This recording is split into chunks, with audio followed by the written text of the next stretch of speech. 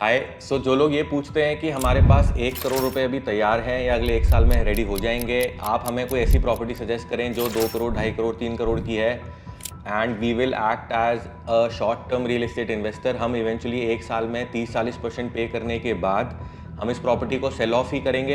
हम इस वीडियो में इस स्टेटमेंट को, इस रिक्वायरमेंट को एड्रेस करेंगे। पूरी वीडियो 4 पार्ट्स में बनाएंगे सो दैट कि आपको हम अंडरस्टैंड करा पाएँ। First part of the video में किन लोगों को short term real estate investment में नहीं जाना चाहिए ये बताएंगे। Second part of the video में किन लोगों को करना चाहिए short term real estate investment और कैसे करना चाहिए उसके बारे में बात करेंगे।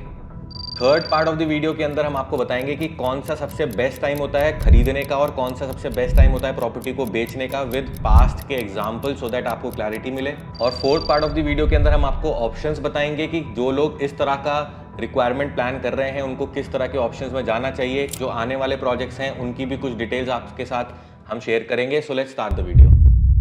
First part of the video, किसको short term real estate investment को नहीं कंसिडर करना चाहिए। अब देखिए, ये तो काफ़ी क्लियर है कि आपके पास अगर 1 करोड़ है, आप 2.5 करोड़, 3 करोड़ की प्रॉपर्टी खरीद रहे हैं, क्योंकि आपको समझ में आ रहा है जो भी ऑप्शंस 1 करोड़ के टिकट साइज में हैं वहाँ पे आपको नहीं लग रहा है, आपको ऐसा चांसेस नहीं दिख रहे हैं कि यहाँ पे कुछ प्रीमियम आपको मिलेगा अगर आप उस प्रॉपर्टी को सेल ऑफ करेंगे। बट प्लीज़ नोट, ये वीडियो हम सितंबर 2024 के कॉन्टेक्स्ट में आपको बता रहे हैं। आपको पता है काफ़ी डायनामिक है रियल एस्टेट मार्केट। आज से 2 साल पहले जो चीज़ें वैलिड थी वो आज वैलिड नहीं है और ज़रूरी नहीं है कि जो चीज़ें आज वैलिड हैं वो 2 साल बाद भी वैलिड रहें। अब अगर आपके पास 1 करोड़ कहीं से आए हैं, चाहे कोई प्रॉपर्टी आपने सेल ऑफ करी है, चाहे पैटर्नल प्रॉपर्टी से आए हैं, चाहे ईसॉप्स आपके मैच्योर हुए हैं, चाहे आपने उतना पैसा फ्रॉम लास्ट 5-6 ईयर्स उतना सेव कर लिया है। अब लेट्स अज्यूम आपने 2.5 करोड़ की प्रॉपर्टी बुक करी, 10% शुरू में दिया, सेल्फ फंडिंग आपने 1 करोड़ अगले 10 महीने, 11 महीने, 12 महीने के अंदर आपने पे करी।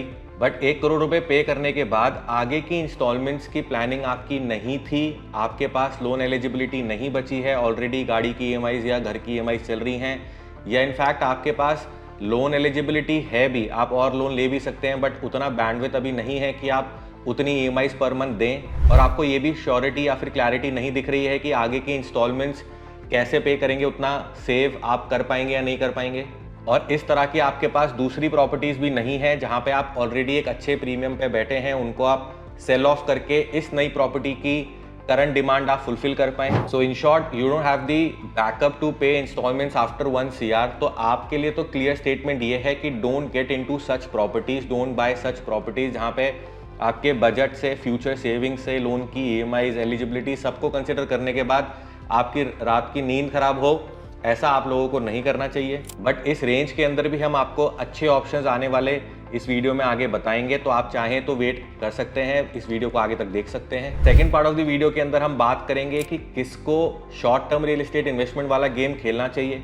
अगर आपके पास एक रेडी टू मूव इन या फिर अंडर कंस्ट्रक्शन कोई अपार्टमेंट है, अच्छे डेवलपर का, अच्छी लोकेशन का, जहाँ पे मेंटेनेंस भी अच्छा है, अंडर कंस्ट्रक्शन है, तो उस डेवलपर के पास के प्रोजेक्ट्स अच्छे हैं, अगर आपने घर का एंगल सॉर्ट कर रखा है ऑलरेडी, आपके पास और भी प्रॉपर्टीज़ हैं residential, commercial, mix of both में भी, जहाँ से आपको पैरेलल रेंटल्स या तो आज आ रहे हैं या फिर इन फ्यूचर आने लग जाएंगे। घर का एंड यूज का एंगल सॉर्ट करने के बाद आपने मल्टीपल प्रॉपर्टीज़ बुक करी हुई हैं या हैं आपके पास ऑलरेडी, आपको दिख रहा है कि उतना रेंटल आपका जो प्राइमरी इनकम का सोर्स है, जितना महीने का ऑलरेडी कमा रहे हैं, उतने का रेंटल आप पैरेलल आप ऑलरेडी क्रिएट कर चुके हैं। या अगर आप एक वेल्दी फैमिली से हैं, आपके पास पैटर्नल बैकअप है, या आपके पास ऑलरेडी अच्छी प्रॉपर्टीज आपने बुक करी हुई हैं, ऑलरेडी आप अच्छे एप्रिसिएशन पे बैठे हैं, जब उनको चाहें आप थोड़ा प्राइस ऊपर नीचे करके उनको लिक्विड कर सकते हैं। अब आपके पास और पैसे इकट्ठे हो गए हैं, आप रियल एस्टेट को फॉलो भी करते रहते हैं, अब आप लोगों को short term real estate investment को कंसिडर करना चाहिए। बट आप ये भी ध्यान रखें कि रियल एस्टेट में शॉर्ट टर्म का मतलब एटलीस्ट 2 से 3 साल है। आप एक चीज़ ये मान के चलें कि कोई भी डेवलपर ये कमिट नहीं करता है कि आप मेरी प्रॉपर्टी में इन्वेस्ट करें, आपका पैसा यहाँ डबल हो जाएगा। वो ये ज़रूर कमिट करता है कि जैसा मॉडल मैंने बनाया है प्रोजेक्ट का, जैसा वॉक थ्रू वीडियो में आपको दिखा रहा हूँ, मैं इससे बेहतर प्रोजेक्ट डिलीवर करूँगा। ये मैंने पहले भी बोला है कि अच्छी वॉक थ्रू वीडियो बनवाना 20 लाख 50 लाख रुपए में आप बहुत सुंदर वॉक थ्रू वीडियोस मॉडल बनवा सकते हैं, लेकिन अच्छे डेवलपर की पहचान ही वो है कि जिसने उससे बेहतर प्रोजेक्ट डिलीवर करे हैं और स्पेसिफिकली प्रोजेक्ट की डिलीवरी के बाद भी उसको अच्छे तरीके से मेंटेन करा है। सो एट दिन प्राइस कहाँ इंक्रीज करेगा, कौन सा डेवलपर आपको चूज करना है, ये तो आपको ही डिसाइड करना पड़ेगा। आपने लेट्स से ऑलरेडी 7,000 रुपये पर स्क्वायर फीट में कोई प्रोजेक्ट में इन्वेस्टमेंट करी थी, आज की तारीख में उस प्रोजेक्ट का प्राइस लेट्स से 12,000 रुपये पर स्क्वायर फीट है। आपको कल को उसी अपार्टमेंट में शिफ्ट भी करना है, आपने एंड यूज के लिए वो प्रॉपर्टी खरीदी थी, लेकिन अब फॉर एग्जांपल वहीं पे एस का सेक्टर 12 में नोएडा एक्सटेंशन में नया प्रोजेक्ट लॉन्च होने वाला है और आपको लग रहा है कि वो आपके वाले प्रोजेक्ट से ज़्यादा बेहतर हो सकता है। अब आप एस वाला प्रोजेक्ट बुक कर रहे हैं और ये सोच रहे हैं कि कल को मैं डिसाइड कर लूँगा, दोनों में से किसी एक प्रॉपर्टी को सेल ऑफ कर दूंगा जो ऑलरेडी मैं इन्वेस्टेड हूँ जिस प्रॉपर्टी में, क्योंकि मैं उतने एप्रिसिएशन पर बैठा हूँ कि प्राइस को थोड़ा ऊपर नीचे करके मैं उसको जब बेचना चाहूँगा वो ईजिली लिक्विडेट हो जाएगा। बट अब आपके पास दो प्रॉपर्टीज़ हैं, एक को आप बेच देंगे और एक में आप रह लेंगे इवेंचुअली, तो ऐसे लोगों को भी short term real estate investment को आप प्लान कर सकते हैं। और दूसरे वो लोग जिनके पास 6 महीने का उनके एक्सपेंसेस का बैकअप लिक्विड फंड्स में ऑलरेडी है, इमरजेंसी के लिए भी उनके पास फंड्स ऑलरेडी सेव्ड है, उसके ऊपर आपने 50 लाख के आसपास सेव कर लिया या आपके पास कहीं से आ गया, आप महीने की 1 लाख तक की ईएमआईज भी दे सकते हो। लेट्स से 20,000 रुपये की आपकी गाड़ी की ईएमआईज ऑलरेडी जा रही हैं, 80,000 रुपये तक आप ईएमआईज पर मंथ देते हैं, तो आपको कोई बहुत ज़्यादा हैसल नहीं है। 80,000 की मंथली ईएमआईज का मतलब क्लोज टू 80 लाख रुपए का लोन। अब आप कोई under construction property with your saving of 50 lakh rupees, 80 lakh रुपए के आसपास का आपका लोन हो जाएगा जिसकी ईएमआईज क्लोज टू 80,000 रुपये होगी। बट वो क्योंकि वो एक साथ नहीं होती है, जैसे जैसे डिस्बर्स होगा लोन वैसे वैसे आपको उनकी ईएमआई देनी होती है। और आपको ये भी दिख रहा है कि अगले 4 साल के अंदर आप 50 लाख रुपए के आसपास और सेव भी कर लेंगे, तो आप लोग 2-2.25 करोड़ के आसपास की कोई प्रॉपर्टी एज ट्रेडिंग आप खरीद सकते हैं। लेकिन आप ये मान के चलें कि अगर बीच में प्रॉपर्टी सेल ऑफ हो जाए, अच्छा प्रीमियम मिल जाए तो अच्छी बात है, अगर नहीं भी मिले आपको बहुत अच्छा प्रीमियम, तो आप डिस्ट्रेस में उस प्रॉपर्टी को कभी ना सेल करें। मेरा मेन मोटिव आपको समझाने का ये है। रियल एस्टेट खरीदने के मल्टीपल पर्पसेस हो सकते हैं। अगर आपके पास पैसे हैं, सेव हो गए हैं, आपने कुछ बेचा है, बट आपकी एक्सपेक्टेशंस 2020 और 2021 वाले एप्रिसिएशन से थोड़ी कम है, आप प्रॉपर्टी ज़रूर खरीदें। अगर आपने कोई प्रॉपर्टी नहीं खरीदी है अभी तक, नोएडा में, गुड़गांव में अच्छे डेवलपर के टॉप रेजिडेंशियल प्रोजेक्ट्स जो हैं आपको खरीदनी चाहिए। आप अपना पोर्टफोलियो इंक्रीज करना चाहते हैं, थोड़ा डाइवर्सिफिकेशन चाहते हैं, लेकिन आप ये मान के चलें कि शॉर्ट टर्म इन्वेस्टर के लिए 10 में से 1 या 2 ऑप्शंस ही होते हैं जो खरीदने लायक होते हैं। आपको प्रॉपर्टीज खरीदनी चाहिए कि आपको फाइनेंशियल इंडिपेंडेंस मिले थ्रू पैरेलल रेंटल इनकम। आपको प्रॉपर्टीज इसलिए भी खरीदनी चाहिए कि आने वाले टाइम में टॉप सिटीज के अंदर रियल एस्टेट अफोर्ड नहीं कर पाएंगे। आपको under construction properties pre launch में, इनिशियल स्टेज में, अच्छा लोकेशन, अच्छा डेवलपर इसलिए भी खरीदना चाहिए कि 3 करोड़ रुपए एक साथ देना वर्सेस 3 करोड़ रुपए 4 साल देने के अंदर जमीन और आसमान का डिफरेंस है। आप सिर्फ पैसा ना कमाएं, आप जनरेशनल वेल्थ कमा पाएं, इसलिए भी आपको प्रॉपर्टीज में इन्वेस्ट करना चाहिए। ये एक इंडिया का गोल्डन टाइम चल रहा है, बहुत यूनिक भी है कि gold, stock market, real estate तीनों, पहले आप पुराने किसी इन्वेस्टर से पूछेंगे, रियल एस्टेट भागता था तो स्टॉक मार्केट नीचे रहता था। ये एक यूनिक टाइम है कि ना सिर्फ गोल्ड बल्कि स्टॉक मार्केट, रियल एस्टेट सारे ही अपने ऑल टाइम हाई पे हैं।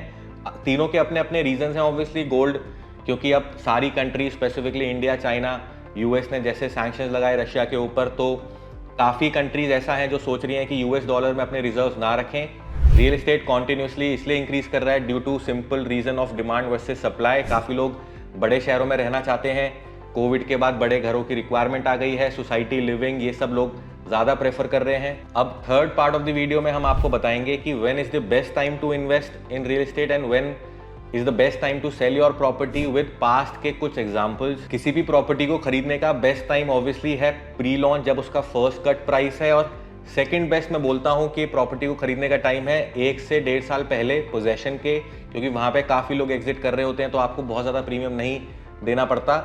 और सबसे बेस्ट टाइम रीसेल करने का प्रॉपर्टी का है एटलीस्ट 2 साल बाद पोजेशन होने के, स्पेसिफिकली जब उस सोसाइटी के अंदर आपको दिख रहा है कि मेजरली सब एंड यूजर्स हैं, अब कोई इन्वेस्टर्स नहीं हैं। अब मैं ये चीज़ आपको एक एग्जांपल के साथ बताने की कोशिश करता हूँ। आईवी काउंटी, सेक्टर 75 नोएडा 2019 में लॉन्च हुआ था at the price of close to 5,000 rupees per square feet plus other charges. अब आप देखें 4 साल के अंदर क्लोज टू 6,000 रुपये का प्रीमियम मिला आईवी काउंटी में जो लोग इन्वेस्टेड थे। लेकिन आप देखें 2023 के 11,000 रुपये के प्राइस से 2024 में उसका प्राइस इज क्लोज टू 16 से 17,000 रुपये पर स्क्वायर फीट। तो सेम 6,000 रुपये का प्रीमियम जो 4 साल में मिला था, वो प्रीमियम प्रोजेक्ट के डिलीवर होने के बाद 1 साल में मिला है। बिकॉज आईवी काउंटी अब डिलीवर हो चुका है, मेजरली वहाँ पे एंड यूजर्स हैं जो रह रहे हैं या फिर एंड यूजर्स ही इस प्रॉपर्टी को खरीद रहे हैं, इसलिए वो आपको प्राइस का इमीडिएट जंप दिखा पोजेशन होने के 1 साल के अंदर अंदर। और इन्वेस्टर्स अगर इस प्रोजेक्ट के अंदर रह भी गए हैं तो वो बहुत डीप पॉकेटेड इन्वेस्टर्स हैं, वो अपने प्राइस में प्रॉपर्टी को सेल करेंगे, डिस्ट्रेस में कभी प्रॉपर्टी को सेल नहीं करेंगे। अब आपको रियल एस्टेट में सिर्फ कैपिटल एप्रिसिएशन या शॉर्ट टर्म में क्या आपको गेन मिल रहा है, उसके अलावा आपको मैं एग्जांपल से अगर बताऊं, क्लियो काउंटी में 4 बेडरूम जो छोटा साइज है, क्लोज टू 2450 स्क्वायर फीट के आसपास, उसका price is close to 4.5 crore रुपए, और rentals 4 bedroom 2450 square feet Cleo County का इज क्लोज टू 90 से 95,000 रुपए पर मंथ। किसी भी प्रॉपर्टी का रेंटल बहुत ओरिजिनल, बहुत ऑर्गेनिक मेट्रिक है अंडरस्टैंड करने का कि कितनी डिमांड है। रेंटल्स कभी भी स्पेक्युलेटिव नहीं होते। मैं तो इनफैक्ट ये बोलूँगा कि आपको बनिए एंड जैन कम्युनिटी से आपको सीखना चाहिए। अग्रवाल जो सिंगल जी वाले अग्रवाल, डबल जी वाले, ए जी ई आर वाले अग्रवाल, जितने भी अलग अलग तरह के अग्रवाल जी हैं दिल्ली में स्पेसिफिकली, ये कम्युनिटी लंबी प्लानिंग करती है। खरीद ली प्रॉपर्टी तो बेचना ही नहीं है, आगे की जनरेशन को दे देंगे। आप इनके अंदर स्टूडियो ले लिया, हाई रेंटेबिलिटी है, कोई भी होटल आके उसको लीज पे लेगा ही लेगा। रेंट कम आए या ज़्यादा आए वो एक डिस्कशन का पॉइंट हो सकता है, बट आपको अगर दिख रहा है कि आपकी प्रॉपर्टी में 50,000, 70,000, 80,000 रुपये का रेंट अब 9 साल के लिए आते ही रहेगा, एक अच्छी होटल चेन आई गई है, आप उस प्रॉपर्टी को बेचने की जगह उसके ऊपर लैप ले लीजिए, आप लोन अगेंस्ट प्रॉपर्टी ले लीजिए, उतनी ही ईएमआईज बना ले जितना उसका रेंट आपको दिख रहा है कि अब श्योरली उतना आता ही रहेगा, और उस पैसे को दोबारा री इन्वेस्ट कर लें। ये वो रिच डैड पुअर डैड वाले रॉबर्ट कियोस्की वाला मॉडल है फॉर इंडियंस, क्योंकि बाहर वेस्टर्न कंट्रीज की तरह इंडिया में 3-4% के ऊपर तो नहीं मिलता हाउसिंग लोन। तो आपको अगर दिख रहा है कि 1 करोड़ का स्टूडियो आपका पोजेशन पे लेट्स से है, YXP का एक रफ फिगर एग्जाम्पल मैंने आपको बताया, वहां से आपको दिख रहा है कि आपको 50,000, 60,000 रुपए के आसपास का रेंट अब आता रहेगा, आप उसके ऊपर 50 लाख रुपए का ही लोन ले लो, जितना रेंट आएगा उतनी आपकी ईएमआई चले जाएंगी, और उस 50 लाख रुपए को आप दोबारा कहीं इन्वेस्ट कर लो, आपको प्रॉपर्टी को बेचने की जरूरत ही नहीं है। बट मैं बोलूँगा आपको बैंक्स का लोन का लेवरेज लेना चाहिए। बहुत लोग हैं जिन्होंने एफडीज करा रखी हैं, आप उसी पैसे को आप 8%, 9% पे आप बैंक से लीजिए, 15% उस पैसे से बनाइए, अपनी इनकम वाइट की इंक्रीज कीजिए रेंट से, और लोन लीजिए, इसी साइकिल को रिपीट करते रहें। हमसे पिछली जनरेशन जिन्होंने रियल एस्टेट से पैसे नहीं वेल्थ क्रिएट करी है, उन्होंने किस तरीके से बनाई है वो वेल्थ। प्लॉट लिया दिल्ली में, 2 साल में बेच दिया, ऐसे किया है उन्होंने। आप जो 90s किड्स हैं वो इस वीडियो के कमेंट्स में बताएं। कई लोगों के फादर से आपने सुना होगा कि दिल्ली में हमने 20 लाख का कोई प्लॉट लिया था, 30 लाख का उसको बेच दिया, आज वो प्लॉट 10 करोड़ का है और बच्चे गुड़गांव में रेंट पे रह रहे हैं। अब अगर हम वीडियो के टॉपिक से थोड़ा अलग बात कर ही रहे हैं तो मैं आपको और अपडेट दे देता हूँ। गौर NYC रेजिडेंसीज, जिसमें हमने काफ़ी अच्छा काम किया, काफ़ी प्रमोट भी किया था उसको, close to 1 lakh square feet हमने वहाँ पे प्रॉपर्टी सेल करी। अब वो प्रोजेक्ट 100% सोल्ड आउट हो चुका है। 100% सोल्ड आउट जब कोई डेवलपर प्रमोट कर रहा है कि लॉन्च पे सारा माल बिक गया, इसका मतलब अगर 50-60 यूनिट्स रह भी गई आउट ऑफ 1200, उसको आप 100% सोल्ड आउट ही माने। अब गौर ग्रुप ने एक पार्टी थ्रो करी जिसमें सारे प्रमोटर्स को उन्होंने बुलाया, वेव सिटी के अंदर ही, काउंटी ग्रुप भी, एस ग्रुप, M3M ग्रुप, सब लोग वहाँ गए थे। आप खुद देखें, डेवलपर का काम यही है कि वो लैंड ले, कंस्ट्रक्शन करके उसको सेल ऑफ करे जहाँ उसको लगे कि जिस प्राइस में सेल ऑफ हो सकता है। गौर की सक्सेस स्टोरी होने के बाद अभी आप देखेंगे और अच्छे टॉप डेवलपर्स आपको वेव सिटी में अपने प्रोजेक्ट लॉन्च करते हुए दिखेंगे। और ये मैंने पहले भी अपनी वीडियोस में बोला है कि फॉलो दी टॉप डेवलपर्स। आप देखें सेक्टर 45 में एक्सपीरियन का प्रोजेक्ट लॉन्च होने से पहले वहाँ पे जो आसपास प्लॉट्स हैं उनका क्या प्राइस था, और प्रोजेक्ट लॉन्च होते ही उनका क्या प्राइस हो चुका है, ये आप खुद चेक करें। और एक और अपडेट ये गौर से रिलेटेड कि उनका जल्दी ही IPO आने वाला है। तो जिन्होंने NYC रेजिडेंसेस अभी खरीदा है, आप देखेंगे कि IPO आने के बाद प्राइस में भी आपको फर्क दिखेगा। Fourth part of the video में हम आपको ऑप्शंस बताएंगे कि एग्जैक्टली अगर आप शॉर्ट टर्म में इन्वेस्टमेंट प्लान कर भी रहे हैं तो आपको किस तरह की प्रॉपर्टीज में इन्वेस्ट करना चाहिए। एक तो आप ये जरूर देखें कि जिस प्रॉपर्टी में आप एज शॉर्ट टर्म इन्वेस्टमेंट कर रहे हैं वहाँ पे मेजरली एंड यूजर्स हों, इन्वेस्टर्स कम हो, और अगर इन्वेस्टर्स हों भी तो डीप पॉकेटेड हों, ऐसे लोग ना हो ज़्यादा जो डिस्ट्रेस में अपनी प्रॉपर्टीज़ को 1 साल बाद, 1.5 साल बाद सेल ऑफ करेंगे। अब ऑब्वियसली आपको ये इन्फॉर्मेशन नहीं मिल पाती है, लेकिन आप जिनके थ्रू भी ले रहे हैं, चैनल पार्टनर्स जो होते हैं डेवलपर्स के, उनको ये नॉलेज, उनको ये पता होता है कि इस प्रोजेक्ट में किस तरह के बायर्स हैं। सेंट्रल नोएडा में एक प्रोजेक्ट के अंदर 7,500 रुपये पर स्क्वायर फीट में वहाँ पे लोगों ने खरीदा था। काफ़ी अच्छा शॉर्ट टर्म में उनको गेंस मिला है, काफ़ी अच्छा एग्जिट मिला है। और सिमिलर टाइमलाइन में गोदरेज का सेक्टर 146 में, क्योंकि वहाँ पे काफ़ी लोग ऐसे एंटर कर जाते हैं गोदरेज की सारी प्रॉपर्टीज़ में, क्योंकि वहाँ पे 20% के बाद एग्जिट अलाउड होता है। NRIs काफ़ी इसमें इन्वॉल्व हो जाते हैं जिनको ना एंड यूज़ करना है फॉर श्योर, और इन्वेस्टर्स भी उस कैटेगरी के जो बहुत डीप पॉकेटेड नहीं है, तो उनको एग्जिट जल्दी नहीं मिलता है। प्लस गोदरेज का थोड़ा ब्रांड की वजह से प्राइस भी थोड़ा एग्रेसिव रहता है। और सेक्टर 146 वाले प्रोजेक्ट्स में सिमिलर टाइमलाइंस में प्रोजेक्ट आया था जो उसमें ये इस तरह की प्रॉब्लम्स लोगों को आएंगी, शॉर्ट टर्म में उनको एग्जिट नहीं मिलेगा पोजीशन के आसपास। तो एक तो काफ़ी ऐसी कैटेगरी के इन्वेस्टर आ जाते हैं, प्लस एनआरआईज भी काफ़ी खरीदते हैं जिनको एंड यूज करना ही नहीं है दूर दूर तक। तो इस तरह की प्रॉपर्टी जो है उनसे आप शॉर्ट टर्म में अगर आप गेंस एक्सपेक्ट कर रहे हैं रियल एस्टेट में, तो इस तरह के ऑप्शंस को आप अवॉइड कर सकते हैं। 10 में से हार्डली 1 या 2 ऐसे ऑप्शंस ही होते हैं जहां पे शॉर्ट टर्म में लोगों को पैसा बनेगा, जैसे M3M कलिनन है फॉर एग्जांपल। यहाँ पे फर्स्ट टाइम होम बायर्स नहीं है जिन्होंने खरीदा है, अच्छा बनेगा तो रह लेंगे, नहीं तो रेंट आउट कर देंगे वरना बेच देंगे। बट अगर इन्वेस्टर्स हैं भी तो लॉन्ग होराइजन वाले इन्वेस्टर्स हैं, डिस्ट्रेस में बेचने वाले इन्वेस्टर्स कलिनन के अंदर आपको नहीं मिलेंगे। और मैं आपको ये भी बता दूं, कलिनन बहुत एक लैंडमार्क प्रॉपर्टी बन रही है अभी, और एप्रिसिएशन उस प्रॉपर्टी के अंदर आएगा। नोएडा का रियल एस्टेट M3M कलिनन के आने के बाद ही काफ़ी चेंज हुआ है। इनके एक टावर का भी प्री लॉन्च चल रहा है, हार्डली 50 फ्लैट्स हैं उसमें। जो लोग इंटरेस्टेड हैं आप हमें व्हाट्सएप कर सकते हैं। और दूसरा एक इनका इन फ्यूचर 6200 स्क्वायर फीट का लास्ट ट्विन टावर टाइप का रेजिडेंशियल उनका टावर्स आएंगे, जिसमें क्लोज टू 6200 स्क्वायर फीट का अपार्टमेंट रहेगा। क्लोज टू 35,000 रुपये पर स्क्वायर फीट के आसपास की प्लानिंग है उनको उस प्रोजेक्ट को लॉन्च करने की। अब किसी ने for example Yamuna express way पे या स्टेट एग्जांपल AS 13 में कोई प्रॉपर्टी खरीदी और वो शॉर्ट टर्म में एक्सपेक्ट कर रहे हैं कि अच्छे गेंस के साथ उनको रिटर्न मिल जाएगा, अच्छे गेंस के साथ उनकी प्रॉपर्टी सेल ऑफ हो जाएगी आफ्टर 2 ईयर्स, बट ऐसा नहीं होगा। यमुना एक्सप्रेस वे उन लोगों के लिए है जिनका जो प्रॉपर्टी की तरफ 4 साल बाद 5 साल बाद देखना चाहेंगे, क्योंकि वहाँ पे अभी काफ़ी डेवलपमेंट है जो आना है।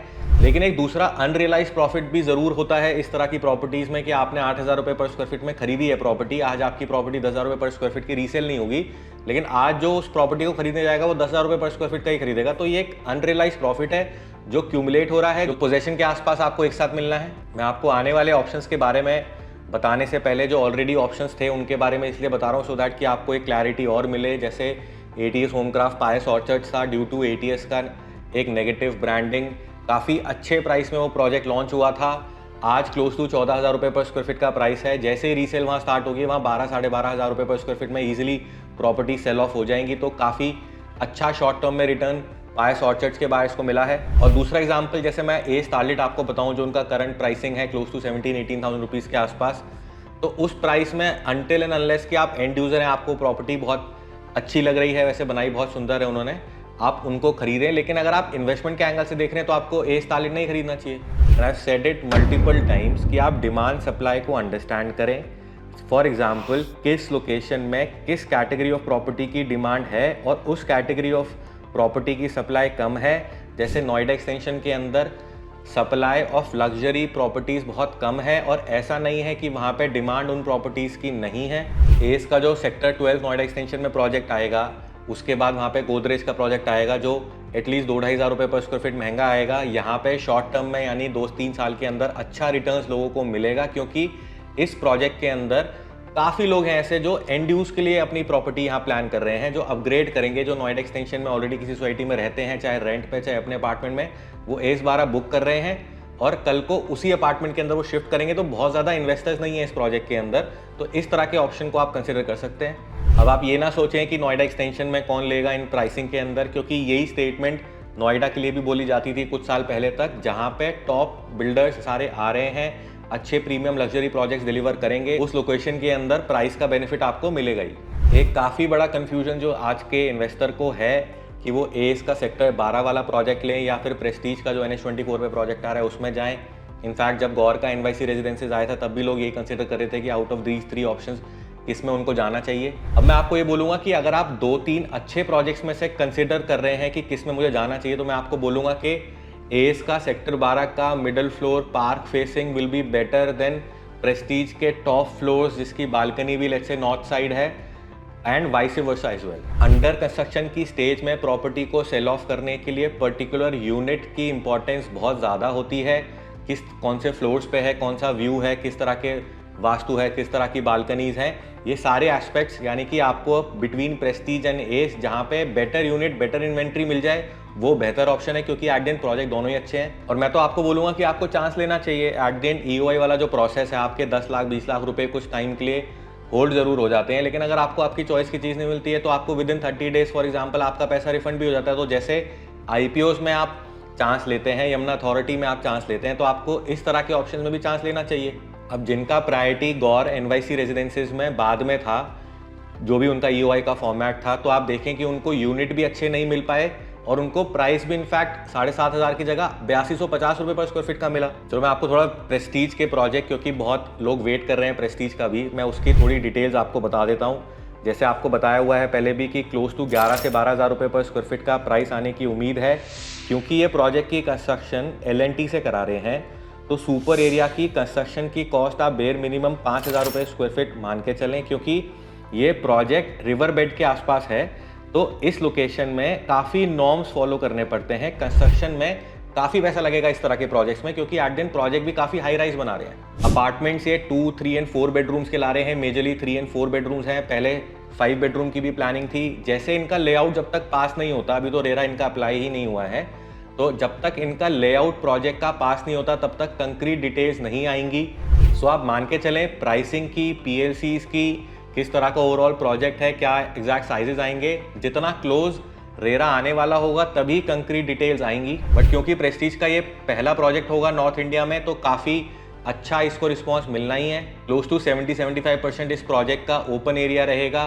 प्रेस्टीज के बैंगलोर के प्रोजेक्ट्स में जो डिस्कशन हुआ है कि इनका एग्जिट पॉलिसी कब आप अपार्टमेंट सेल कर सकते हैं, तो क्लोज टू 50-60% का आपको पे करना होता है, 2 साल का लॉक इन पीरियड के आसपास का आपको सर्व करना होता है। अब इस प्रोजेक्ट के अंदर यही आएगा या कुछ चेंजेस आएंगे, ये आने वाले टाइम में आपको पता चल जाएगा। और हो सकता है ये प्राइसिंग भी इस तरीके से लाएं कि फर्स्ट लॉट में लेट्स से वो 500 अपार्टमेंट्स लाएं या 1000 अपार्टमेंट्स लाएं किसी एक्स प्राइस में, फिर अगले लॉट में वो 1000 अपार्टमेंट्स लाएं, बढ़ा के प्राइस को, फिर अगले लॉट में फिर दोबारा 1000 रुपये पर स्क्वायर फीट बढ़ा के लाएं। इस तरीके से भी अपनी प्रॉपर्टी ये सेल कर सकते हैं। अब मैं आपको बोलूँगा कि अगर आपने एस का सेक्टर 12 या पास में गौर का एनवाईसी रेजिडेंसीज इसलिए मिस किया है क्योंकि आप प्रेस्टीज का वेट कर रहे हैं, तो I think this is not a right move. जैसा मैंने आपको बताया कि हमने एज 13 में close to 50,000 square feet sale किया था, एलडी को हमने प्रमोट किया, उस प्रोजेक्ट को भी इतना अच्छा रिस्पांस मिला, टेरा भी सोल्ड आउट हुआ था। जो प्रोजेक्ट हम प्रमोट कर रहे हैं out of all the options, तो आप मान के चलें कि हम स्टडी करके करेंगे, तो आप ही ऑब्वियस माने कि वो प्रोजेक्ट सोल्ड आउट ही होना है जिसको हम बोलेंगे कि आपको ये जरूर खरीदना चाहिए। सिमिलरली गौर एनवाईसी रेजिडेंसीज के अंदर भी सिमिलरली एस का sector 12 is also a very good option, और प्रेस्टीज का जो प्रोजेक्ट आएगा वहां पे भी हम 100 से ज़्यादा बुकिंग्स करेंगे। ये सारे ऑप्शन अच्छे हैं, बट आप अगले का वेट सिर्फ ये सोच के ना करें, आप सिर्फ तभी उसका वेट करें अगर आपको पहले वाले प्रोजेक्ट में अच्छी यूनिट नहीं मिली, बट आपको पार्टिसिपेट जरूर करना चाहिए। और जो लोग टोटल 1 करोड़ के आसपास की प्रॉपर्टी की प्लानिंग कर रहे थे, 1 से 1.5 करोड़ के आसपास, उनके लिए नोएडा का one of the top developer, काफ़ी अच्छे प्रोजेक्ट्स हैं उनके ऑलरेडी नोएडा और ग्रेटर नोएडा के अंदर। उनका यमुना एक्सप्रेसवे पे एक अच्छा प्रोजेक्ट आना है जहाँ पे 60 लाख रुपए के आसपास की रेंज में स्टूडियो अपार्टमेंट्स रेजिडेंशियल आएंगे। 3 बेडरूम के अलग अलग वेरिएंट्स आएंगे, क्लोज टू 1350 स्क्वायर फीट का 3 बेडरूम से लेकर क्लोज टू 2100-2200 स्क्वायर फीट का 3 बेडरूम। प्राइस भी काफ़ी मॉडरेट रहेगा, क्लोज टू 8 से 9,000 रुपये पर स्क्वायर फीट। जो लोग कम टिकट साइज में प्लान कर रहे हैं, कम मतलब जो आजकल का कम है 1 से 1.5 करोड़ रुपए के आसपास, तो आप इस प्रोजेक्ट का वेट कर सकते हैं। यमुना एक्सप्रेसवे पे ये प्रोजेक्ट दिसंबर के आसपास आने की उम्मीद है। और एक प्रोजेक्ट मैं आपको गुड़गांव में भी बताता हूँ। गुड़गांव में भी हमने जिन प्रोजेक्ट्स को बोला, चाहे वो स्मार्ट वर्ल्ड, चाहे वो M3M क्राउन, चाहे 37D सिग्नेचर ग्लोबल, सारे प्रोजेक्ट सोल्ड आउट हुए हैं। तो सेक्टर 84 में bang on multi utility corridor, Dwarka expressway से काफ़ी नज़दीक, आसपास काफ़ी commercial activity near to upcoming global city, top listed developer, 20,000 रुपये पर स्क्वायर फीट के आसपास का प्राइस आएगा। साइजेस भी 2200 से 3200 स्क्वायर फीट के आसपास के 3 एंड 4 बेडरूम के वेरिएंट्स, वेरी लिमिटेड अपार्टमेंट्स। और सबसे बड़ा कैच ये कि इस प्रोजेक्ट का पेमेंट प्लान 25-75 या 30-70 टाइप का आएगा। और ये प्रोजेक्ट एक्सक्लूसिव तरीके से बिकेगा, जनरल रिटेल में नहीं सेल होगा। इसका XIRR का कैलकुलेशन हम आगे किसी वीडियो में आपको बताएंगे। बहुत नॉमिनल एप्रिसिएशन चाहिए होगा इस प्रोजेक्ट को टू गेट 20% का return annual on your invested amount. Specifically अगर आप लोन भी लेंगे, तो एट द एंड मैं आपको ये बोलूँगा कि आप सबकी सुने, but at the end it's your money. आप डिसीजन को अपने ओन करें, टेक एन इन्फॉर्म्ड डिसीजन। और आप ये भी कंसिडर करें कि जिस प्रोजेक्ट को आप लेना चाह रहे हैं उसके अंदर आपको अदर देन बेसिक जो प्राइसिंग है, कौन आपको better units, over and above जो भी पर्क्स होते हैं, वो कौन आपको दे पाएगा। जो ऑब्वियस है कि उस डेवलपर का जो ज़्यादा माल सेल करता होगा वही आपको वो एडिशनल पर्क्स, एडिशनल बेनिफिट्स दे पाएगा। तो आई होप इस वीडियो से आपको क्लैरिटी मिली होगी। अगर आप किसी भी प्रोजेक्ट में इंटरेस्टेड हैं, आप अपनी कोई प्रॉपर्टी सेल ऑफ करना चाहते हैं, आप हमें व्हाट्सएप कर सकते हैं। अगर आपको ये वीडियो अच्छा लगा, make sure you like this video and subscribe to our channel as well. So that was it for today. Will see you next time.